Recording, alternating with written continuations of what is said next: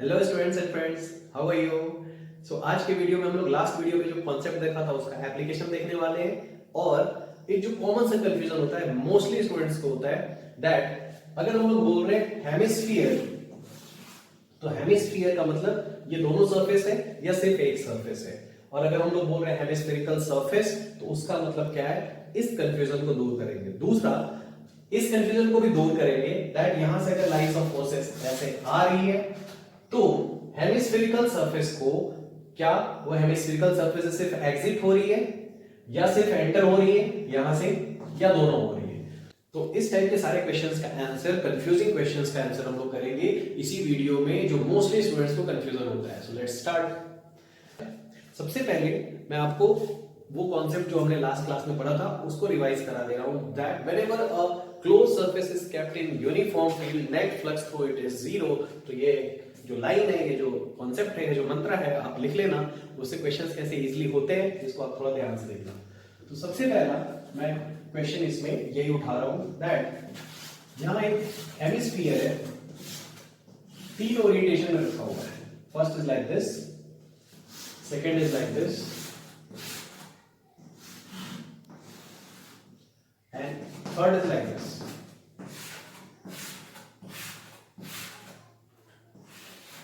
आपको बताना है flux through the curved surface in each case. This is E vector and the radius is R। इसका जो radius है वो R गिवन है। सो आप नोट भी कर सकते हो, find flux through the curved surface in each case, है ना। सिर्फ कर्व्ड सरफेस से फ्लक्स की बात हो रही है।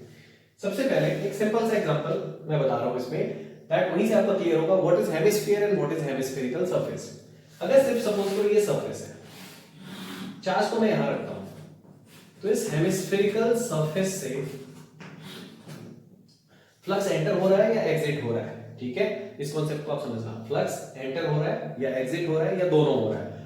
तो ऐसा भी आप देख सकते हो, यहां से इलेक्ट्रिक फील्ड लाइंस ऐसे जा रही है, सो एंटर एग्जिट दोनों हो रहा है। ऐसा भी कुछ लोग सोचते हैं, बट क्या आंसर होगा आप थोड़ा सोचो। इसका आंसर है the flux is only getting exit. ठीक है, एंटर हो ही नहीं रहा है। अब आप बोलोगे बिना एंटर हुए कैसे एग्जिट हो रहा है, तो फिर से उसी वर्ड पे जाओ। What is electric flux? Flux is the flow. यहां से इलेक्ट्रिक फील्ड लाइंस बाहर निकल रही है या अंदर जा रही है। फिर कुछ लोगों को कंफ्यूजन हो सकता है, चलो मेरे को तो अभी भी लगता है दोनों हो रही है, इनवर्ड भी जा रही है आउटवर्ड भी जा रही है। तो फिर आपको मैंने बताया था दैट क्लोज सरफेस का मतलब है ओनली आउटर सरफेस, अंदर वाली सरफेस है ही नहीं। क्लोज सरफेस का मतलब है जो बाहर से सरफेस आ रही है, ये बाहर वाली सरफेस। तो सपोज करो आपने अंदर पेंट कर दिया है ग्रीन, बाहर पेंट कर दिया है रेड बाहर की तरफ, तो रेड सरफेस से अभी क्या हो रही है फ्लक्स, है ना, ये लाइंस क्या हो रही है, ओनली एग्जिट। तो कॉन्सेप्ट ये पहला आप अच्छे से कहीं पे नोट कर लेना। इन this case the flux is only getting exit. तो दोनों सरफेस हम लोग नहीं लेते हैं, सिर्फ कौन सी वाली लेते हैं, आउटवर्ड वाली लेते हैं। ये पहला कॉन्सेप्ट आपका बहुत क्लियर यहाँ पे हो जाना चाहिए। बहुत ही सिंपल सा है वैसे, बट फिर भी कई लोगों को कंफ्यूजन होता है, इनवर्ड आउटवर्ड दोनों हो रहा है, ऐसा बिल्कुल नहीं है।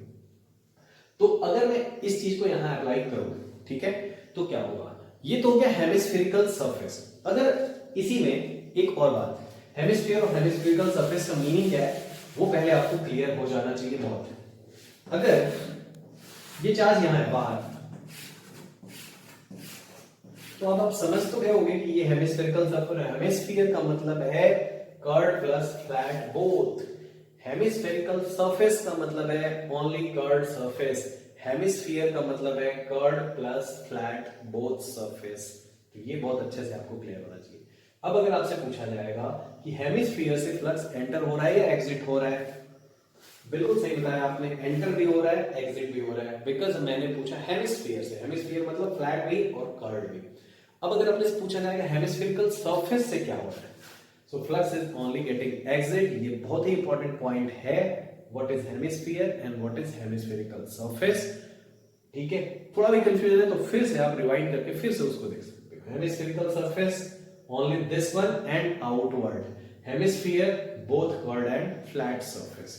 तो इस क्वेश्चन में तो इसका बिल्कुल यूज है। अपने इस क्वेश्चन में बोला गया है find flux through the hemispherical surface. तो एक तो कॉन्सेप्ट आपको दिख रहा है कि जितना फील्ड फ्लक्स एंटर करेगा उतना ही एग्जिट होगा। लेफ्ट से एंटर करेगा, राइट से क्या करेगा, एग्जिट। तो नेट फ्लक्स तो जीरो ही आना चाहिए। बट उसका एक दूसरा मेथड भी है, ठीक है। पहले तो मैं आपको बस जीरो नेगेटिव पॉजिटिव का आइडिया दे रहा हूं। यहाँ है स्फेरिकल सरफेस से flux is only getting exit, तो इसका मतलब वो क्या आना चाहिए, पॉजिटिव आना चाहिए, वेरी गुड। और यहां से ओनली एंटरिंग, तो फ्लक्स क्या आना चाहिए, नेगेटिव आना चाहिए। कितना आना चाहिए, उसमें वही कॉन्सेप्ट यूज करेंगे, that flux through flat plus flux through curved surface is equal to zero in all three cases. ये पक्का है कि दोनों केसेस में, तीनों केसेस में ये बिल्कुल जीरो होगा, क्योंकि ये क्लोज सरफेस है और यूनिफॉर्म फील्ड में रखा हुआ है, तो जितना फ्लक्स एंटर करेगा उतना ही एग्जिट भी होगा।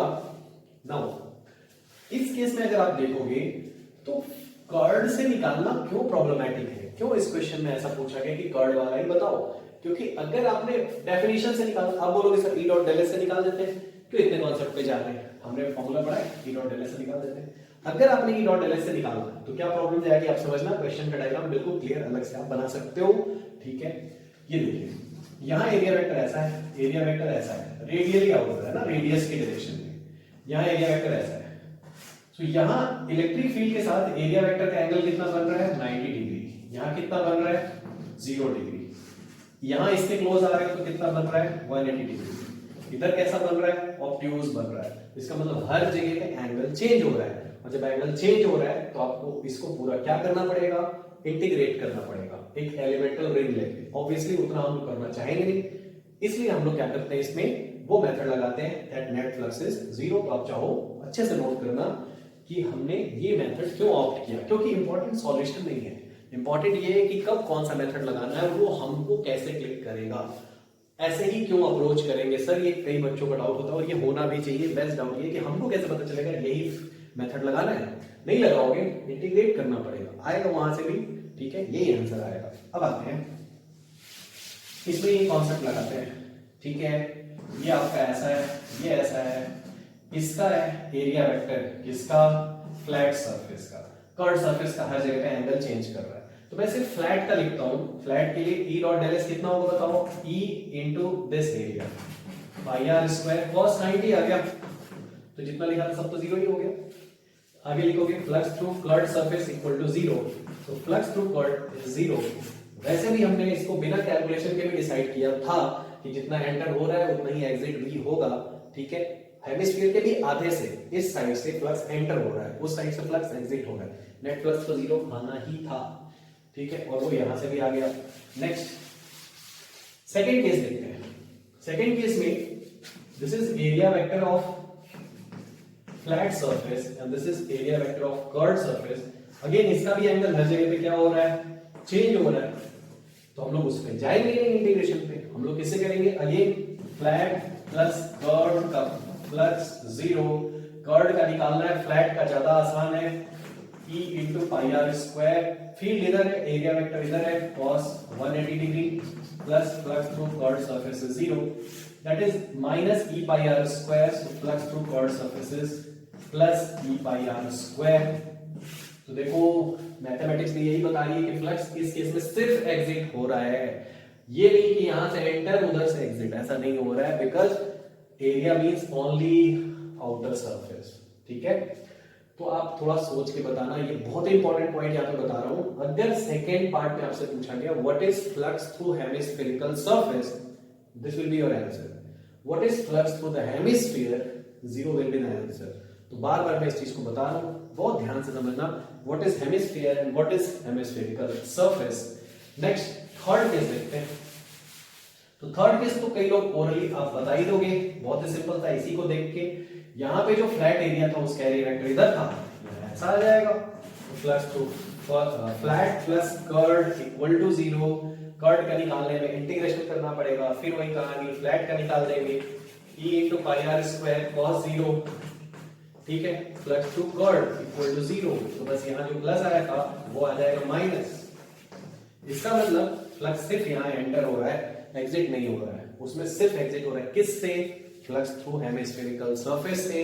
फिर से देखो अगर पूछा जाएगा what is flux through hemispherical surface, here in this case that will be minus E into pi r square. What is the net flux, और सिर्फ इतना बोला जाएगा what is flux through the hemisphere, hemisphere का मतलब flat भी curved भी, वो होगा आंसर जीरो। तो इसमें तो हमने एक चीज क्या सीखी, दैट कई बार जहां पे कॉम्प्लिकेटेड केसेस हैं एरिया वेक्टर के इंटीग्रेट करना अपने को लगता है कि करना पड़ेगा हर मोमेंट पे या हर जगह पे एंगल चेंज हो रहा है, तो उसको भी आप बिना इंटीग्रेशन के कर सकते हो। आपको एक फ्लैट सरफेस खोजना है, कई बार वो गिवन होगा, कई बार गिवन नहीं भी होगा, ठीक है, आगे देखते हैं। और दूसरा इंपॉर्टेंट चीज आपने देखा कि हेमिस्फीयर की बात होती है तो क्या होता है, हेमिस्फेरिकल सरफेस का मतलब क्या होता है। और कई बार जो अपने को दिखता है कि फ्लक्स एंटर भी हो रहा है और एग्जिट भी हो रहा है, क्या वो रियली होता है या ओनली एंटर ओनली एग्जिट इस केस में होता है। अभी तक इतना सारा चीज हमने इस क्वेश्चन के थ्रू देखा है। नेक्स्ट अब हम लोग आते हैं दैट ये वाला क्वेश्चन ले लेते हैं, इसी का ये जो फर्स्ट पार्ट आपने निकाला, ठीक है। हमने बोल दिया कि कर्व्ड सरफेस से सो हेमिस्फीयर बोलो या हेमिस्फेरिकल सरफेस, दोनों से फ्लक्स जीरो था। अब आपसे बोला जा रहा है what is how much is flux entering the hemispherical surface, flux entering hemispherical surface. अब तो थोड़ा पंगा हो गया, आपको लग रहा था कि हाँ जितना एंटर हो रहा है उतना एग्जिट हो रहा है तो लेंथ जीरो कर देते हैं। अब वो ये पूछ ही नहीं रहे, आपसे क्या पूछ रहे हैं व्हाट इज फ्लक्स एंटरिंग, सिर्फ एंटर कितना कर रहा है। तो हम लोग क्या करेंगे, एक क्लोज सरफेस बनाने की कोशिश तो जरूर करेंगे, बट उसमें सिर्फ ये वाली सरफेस बचनी चाहिए, इधर वाले का क्या काम है, इसे तो निकालना नहीं है अपने को, इसको हटाना है और कोई इजी सा सरफेस लेना है जिससे स्टिल वो क्लोज रहे, ठीक है। आराम से समझना क्या अप्रोच है, क्यों क्लोज रहे, ताकि नेट फ्लक्स अभी भी हम लोग जीरो लिख पाए। तो कैसे वो बनेगी क्लोज सरफेस, यहां एक फ्लैट सरफेस एज्यूम करोगे आप, ऐसा काट दो इसको, ठीक है, फुट नहीं जाएगा ऐसा, ऐसा काट दो, तरबूज समझ के ऐसा काट दो इसको। तो बेसिकली वो सरफेस आई कैसे, ये आया कुछ ऐसा, ये आया कुछ ऐसा, हेमिस्फीयर का भी हाफ पार्ट है, हेमिस्फीयर का हाफ पार्ट। इससे क्या फायदा होगा, ये वाला जो निकालना है वो बचेगा और ये दो बचेंगे जिससे निकालना इजी है, तीसरा वाला बचेगा ही जिससे कॉम्प्लिकेटेड है। तो ये अपने को चाहिए, ये सेकंड है और ये थर्ड है। Net flux is still zero, उसी फील्ड में रखा हुआ है, इसको हमने रिमूव करके इसके लिए हम कंसीडर कर रहे हैं, इसके थ्रू भी नेट फ्लक्स जीरो है। सेकंड के थ्रू फ्लक्स है कितना, E into del S2 cos 90। Third के थ्रू फ्लक्स कितना है, ठीक है, ये सेकंड है, थर्ड के थ्रू फ्लक्स कितना है बताओ, E into this is pi r square by 2, circle का हाफ, ऐसा कट करोगे तरबूज में से ये वाला बचता है ऐसा pi r square, ये उसका भी हाफ है, so that is pi r square by 2 cos 0 degree, because इसका एरिया वेक्टर तो पक्का इधर ही आएगा। फर्स्ट वाला आपको निकालना है, उसको एज इट इज रहने दो, ये जीरो लिख दो आप, तो ये है जीरो और ये फ्लक्स की वैल्यू आ गई minus E pi r square by 2, ठीक है। तो इतना फ्लक्स एंटर कर रहा है, आराम से कुछ सेकंड आराम से ठंडे दिमाग से सोचते हैं, फ्लक्स थ्रू हेमिस्फीयर है या हेमिस्फेरिकल सरफेस है, ये ना तो नेट फ्लक्स थ्रू हेमिस्फीयर है ना तो हेमिस्फेरिकल सरफेस है, this is only flux entering hemispherical surface, flux entering hemispherical surface. तो उतना ही एग्जिट भी हो रहा होगा, एग्जिट भी पूछेंगे तो plus E into pi r square, और फ्लक्स थ्रू पूछेंगे मतलब enter plus exit, that is zero, very simple. तो कितना इंटरेस्टिंग है कि उस कर्व्ड सरफेस को हटा के आपने फ्लैट सरफेस ले लिया। इसी पे बेस्ड दो क्वेश्चन और दे रहा हूं मैं आपको, थोड़ा पॉज करके ट्राई करना, फिर मैं उसका सॉल्यूशन बताऊंगा, बहुत ही सिंपल था। ये जो सिलेंडर था लास्ट वीडियो में मैंने आपको बोला था कि ये बताऊंगा कि एंटर एग्जिट कितना हो रहा है, ठीक है बच्चों, यार मेरे को कोई और अच्छे से ड्राइंग सिखा देना, ये टेढ़ा बेड़ा भी घूमता है कई बार, ये ऐसा है, ठीक है। चलो ये फील्ड है, ये आर है और ये लेंथ एल है। आपसे बोला गया what is flux entering, flux entering curved surface, curved surface. Next है, यहां रख दो कोन, आइसक्रीम वाला कोन, यहां भी आपने ये लिखा है flux entering the curved surface, this radius is r, this height is h, this field is E vector. आप चाहो तो पॉज करके 2 मिनट इसको जरूर ट्राई करो, दिमाग लगाओ, क्योंकि इसमें मजा तभी आएगा जब आप इसका आंसर खुद से निकालोगे। मैं सॉल्यूशन बता दूंगा उतना मजा नहीं आएगा आपको, तो पॉज कर लो और वापस आओ, मैं इसका बता रहा हूं सॉल्यूशन। तो फर्स्ट का सॉल्यूशन क्या होगा, यहां से इसको उड़ा दो ऐसा और यहां कर दो ऐसा फ्लैट सरफेस, ठीक है। तो बेसिकली इस बार क्या कट किया हमने, सिलेंडर को कट किया ऐसा परपेंडिकुलर, ऐसा कट करेंगे, ठीक है। बेस के परपेंडिकुलर, तो क्या मिलेगा यहाँ पे, बेसिकली रेक्टेंगल मिलेगा। सो अगेन ये ऊपर फर्स्ट है, ये सेकंड सरफेस है, कर्व सरफेस थर्ड है, और ये फोर्थ है, and net flux is zero. बार बार बता रहा हूं क्यों जीरो है, because this is close surface kept in uniform field, और उसका फ्लक्स जीरो होगा। या इसी पे बेस्ड आज ये सारे क्वेश्चन कर रहे हैं हम लोग। Now flux through first is zero because 1 2 3 4 get on the dance floor, नहीं, फर्स्ट का जो फ्लक्स है that is zero, E del S1 cos 90, ठीक है, बिकॉज इसका एरिया वेक्टर इधर, सेकेंड का भी इधर, E del S2 cos 90। हाँ, थर्ड बताना है अपने को, और हम नहीं चाहते कि इंटीग्रेशन करना, इसीलिए सब झमेला कर रहे हैं, काट दे रहे हैं उसको। झमेला नहीं है, बहुत सिंपल है, इंटीग्रेशन से तो मत सिंपल, ठीक है। फोर्थ वाला E, ये वाला area ES4, now how much is this area, अगर आप ये देखोगे ये रेडियस थी तो ये ट्वाइस ऑफ रेडियस है 2r है, और हाइट कितनी है इसकी h, गिवन है वो, तो आप यहां लिखोगे 2r into h, length into breadth, cos 0।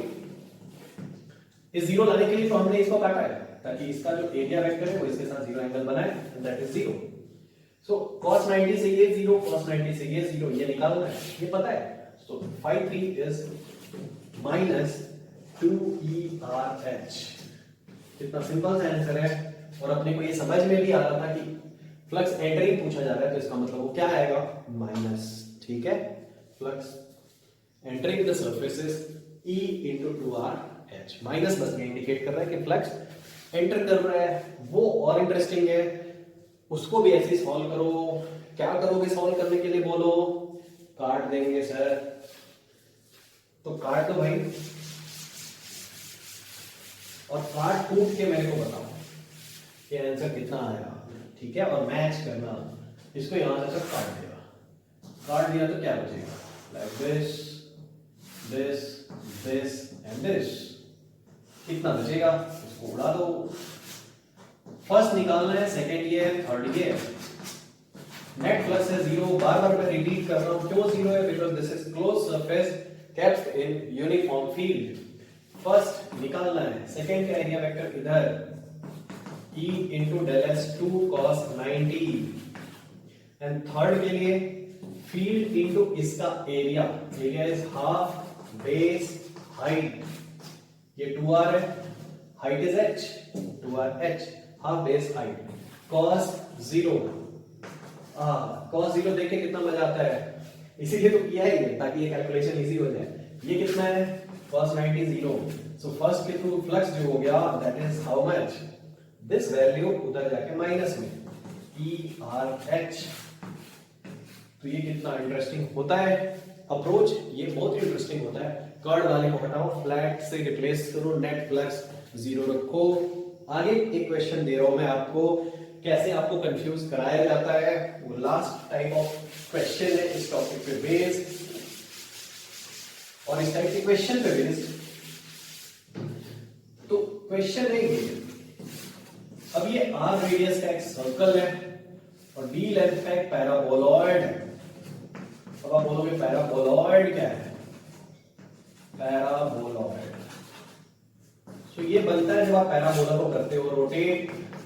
I don't know कि आपने मैथ्स में ये पढ़ा है कि नहीं पढ़ा है, और नहीं भी पढ़ा है तो भी ये बनेगा, ये फालतू कंफ्यूज करने के लिए गिवन होता है। पैराबोला को जब आप रोटेट करते हो 3D में तो जो शेप बनता है दैट इज पैराबोलॉइड। कई बार लिखा है एलिप्सॉइड है, एलिप्स को रोटेट करके बना है, एलिप्सॉइड है, ठीक है। हाइपरबोलॉइड, हाइपरबोला को रोटेट करके बना है, बकवास है, उससे कोई अपने को फर्क नहीं पड़ता है, कंफ्यूज करने के लिए वो गिवन है। कॉन्सेप्ट बस इतना है कि अभी भी ये पूरा कैलकुलेशन वैसे ही लगेगा जैसे हमने किसके लिए लगाया था, हेमिस्फीयर के लिए लगाया था। तो ये फर्स्ट है, ये सेकंड है, तो आप लिखोगे flux through first and second equal to 0। First का जो फ्लक्स होगा E into pi r square cos 180 plus phi 2 equal to 0, so that is minus, उधर जाके हो गया plus E into pi r square, that is answer. Very simple. अब एक चीज यहां पे आती है और जिसमें जो ज्यादा दिमाग लगाता है उसका रॉन्ग हो जाता है। वो क्या है, नेक्स्ट क्वेश्चन बता रहा हूं मैं इस पे बेस्ड। अगर ये एक सरफेस है, हेमिस्फीयर है, ठीक है, अगेन 3 केसेस ले रहा हूं मैं, और दूसरे केस में, ठीक है, ये वो आपने नोट कर लिया होगा, दूसरे केस में इसी हेमिस्फीयर को, ठीक है, इधर से हमने थोड़ा सा इधर से ठोक पीट के एक्सपैंड कर दिया, किसी तरह से एक्सपैंड कर दिया, और तीसरे केस में उसी को हमने फिर से ठोक पीट के ऐसा कर दिया, पिच को कर दिया, पिचका दिया। ये रेडियस है r, ये रेडियस है r, इन सबका इधर वाला सरफेस सर्कुलर, उधर वाला अनइवन है।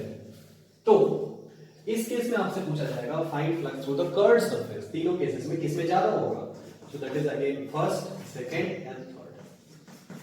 तो अगर आपने इसमें ज्यादा दिमाग लगाया तो कुछ लोग सोचते हैं कि अच्छा इधर का जो फ्लक्स है ये एरिया वेक्टर तो इसके बाहर चले जा रहा है, तो कुछ लोग ज्यादा या कम कर देते हैं। यहां सोचते हैं कि अच्छा ये वाला एरिया वेक्टर इसका तो नीचे आ जा रहा है, तो उन लोग भी ज्यादा या कम कर देते हैं, ठीक है।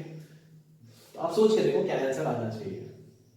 तो इसका आंसर है बहुत सिंपल सा कि क्या होगा, नेट फ्लक्स सब में इक्वल होगा, इस शेप के इंडिपेंडेंट होता है वो, ठीक है।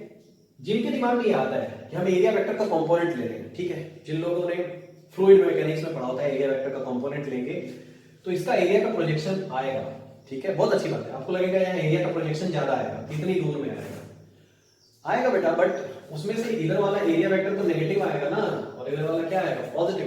तो इतना एरिया वेक्टर तो आपने कैंसिल ही किया अल्टीमेटली, इधर भी एरिया वेक्टर का एक कंपोनेंट तो कैंसिल ही किया। कुछ आ रही बात समझ में? तो तीनों केसेस में अगर वो एरिया वेक्टर का कॉन्सेप्ट नहीं भी समझ में आ रहा है तो फिर से आप समझो, फ्लक्स है एक फ्लैट सरफेस है और एक कर्व्ड सरफेस है। हमको तो बस ये पता है कि ये कैसा है, क्लोज सरफेस, तो फ्लक्स होगा 0। सो फ्लैट के थ्रू कितना है, E into pi r square cos 180 plus curved के थ्रू कितना है, ये अपने को निकालना है, flux through curved equal to 0। So flux through curved is this is minus E pi r square, ये उधर जाके हो गया E into pi r square। तो आज आपने किया बेसिकली एक ही कॉन्सेप्ट पे based question, that whenever a close surface is kept in uniform field the net flux is 0। Next class में हम लोग स्टार्ट करेंगे गॉस लॉ। मिलते हैं नेक्स्ट क्लास में, थैंक यू वेरी मच।